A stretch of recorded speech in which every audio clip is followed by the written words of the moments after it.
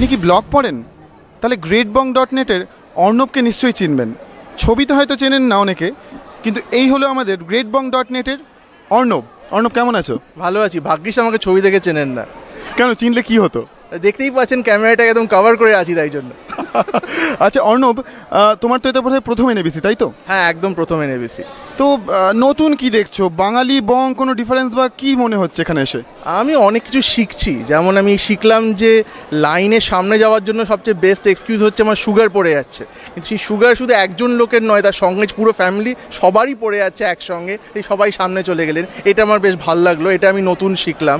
আর একটা পুরনো টেকনিক যেগুলো আমি যাদবপুর থেকে দেখছি, সেই টেকনিকগুলো দেখলাম। যেমন ধরুন, আপনি আসছেন, সামনে একজন লোক দাঁড়িয়ে আছে, ও কেমন আছো, এই ভালো আছো, ও আচ্ছা চলে এসো বলে সামনে চলে গেল। সেটা আগে দেখি, সুগার পড়াটা দেখিনি আগে। এছাড়া ওইখানেই কঙ্কনা সেন শর্মার ওই সেশনটাতে একটা মিনি রায়েট, ওই রকম রায়েট দেখতে আমার বেশ ভাল লাগে আর কি। মানে সাইড থেকে লোকেরা আসছে, বাচ্চারা কাঁদছে, আমার হঠাৎ মুখের সামনে একটা বেলুন চলে এলো, আমি বেলুনটাকে সরিয়ে দিলাম, আর মাঝখানে একজন ভদ্রলোক এসে কিসব প্রশ্ন করলেন, কেউ বুঝতে পারলো না, তারপর তাকেই সরিয়ে দেওয়া হলো। খুব এনজয় করেছে এই জায়গাটা। আর কিছু মনে হচ্ছে না? আর কিছু মানে এটা তো গেল এখানকার, আর কিছু মনে হচ্ছে না একটা অদ্ভুত কোনো ঘটনা? না, আমি এখনও কোনো অদ্ভুত ঘটনা দেখিনি আমি এইভাবে। আমার মানে মোটামুটি যে এক্সপেকটেশনসগুলো ছিল, সেই এক্সপেকটেশনসগুলো ওখানে হয়েছে, এক্সেপ্ট একটা জিনিস। আমি কোনোদিন ভাবিনি যতীন পণ্ডিতকে এখানে 90s হিন্দি গান গাইতে শুনবো। সেটা শুনে আমার খুব ভালো লাগলো। পাশে রক্ত নেওয়া হচ্ছিল, সেটাও আমার বেশ ভালো লাগছিল, যে একদিকে রক্ত নেওয়া হচ্ছে, অন্যদিকে যতীন পণ্ডিত গাইছেন। এবং যেহেতু আমার 90s আমার ব্লগের একটা বড় থিম, সেখানে এই 90sটাকে হঠাৎভাবে পেয়ে লাঞ্চ খেতে এবং পাশে লিপিড নেওয়া হচ্ছে, আমি বুঝতে পারছি যে আমি মৃত্যুর দিকে এগোচ্ছি, যে খাবারটা খাচ্ছি। ওইদিকে যতীন পণ্ডিত আমার পুরনো পাস্টটাকে মনে করিয়ে দিচ্ছেন, যখন আমি মৃত্যুর দিকে অনেক দূরে ছিলাম। এই পুরো জিনিসটা আমার বেশ ভালো লাগলো। এটা খুব আর্টিস্টিক ব্যাপার। হ্যাঁ, নিশ্চয়ই খুবই ভালো।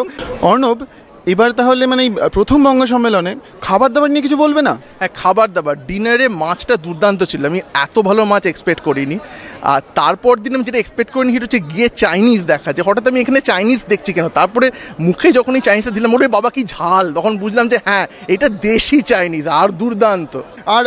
আর কি মনে পড়ছে, যে মনে করো এই যে হিউস্টনে যে এলে, তুমি তো বোধহয় প্রথম হিউস্টনে এলে, তো হিউস্টন এনএবিসি এত বড় একটা, মানে এবার কিছু পজিটিভ যদি বলতে চাও, যে কি মনে হচ্ছে? যেমন আমার লোকের এনথুজিয়াজমটা দারুণ লাগছে। প্রথমত দুটো জিনিস খুব ভালো লাগছে। একটা হচ্ছে যেগুলো প্রোগ্রামসগুলো অত্যন্ত প্রফেশনালি ডান, এবং আমি really amazed at how professionally, light থেকে আরম্ভ করে, মানে বোঝা যাচ্ছে যে এটা একটা কলেজ ফেস্টের মতো, ইন দ্য সেন্স যে একটা প্রোগ্রাম যখন হয় কোথাও, তখন পুরোপুরি অর্গানাইজেশনটা একটা জিনিসের উপর ফোকাস থাকতে পারে।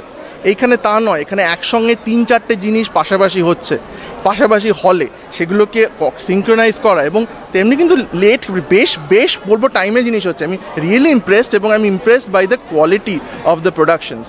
এবং একটা স্টেজ একটা জিনিস হচ্ছে, পাল্টে সম্পূর্ণ আরেকটা জিনিস করা within that short time frame is the remarkable thing, এবং রিয়েলি ইমপ্রেসড। তো অর্ণব, আমরা কি একটা রিসেন্টলি কি আমরা একটা তোমার ব্লগ পোস্ট পাবো এই এনএবিসি নিয়ে? হ্যাঁ, অ্যাবসলিউটলি। আমি ভাবছিলাম কীরকম জিনিস লেখা যায়। আমি ভাবছি যে একটা definitely 5 tips to succeed at NABC নিয়ে একটা পোস্ট লিখবো। 5 tips বললেই যখন একটি টিপ হচ্ছে যে আমি এখনো ভেবে উঠতে পারিনি সেগুলো, কারণ এখনো তো একদিন বাকি আছে, তো ডেফিনেটলি তার সঙ্গে সুগারের একটা সম্পর্ক থাকবে। আচ্ছা, অনেক ধন্যবাদ অর্ণব, দারুণ মজা লাগলো তোমার সাথে কথা বলে। Thank you for having me. Thank you. আমি অনির্বাণ ছিলাম অর্ণবের সাথে বাংলা পডকাস্টের পক্ষ থেকে। নমস্কার।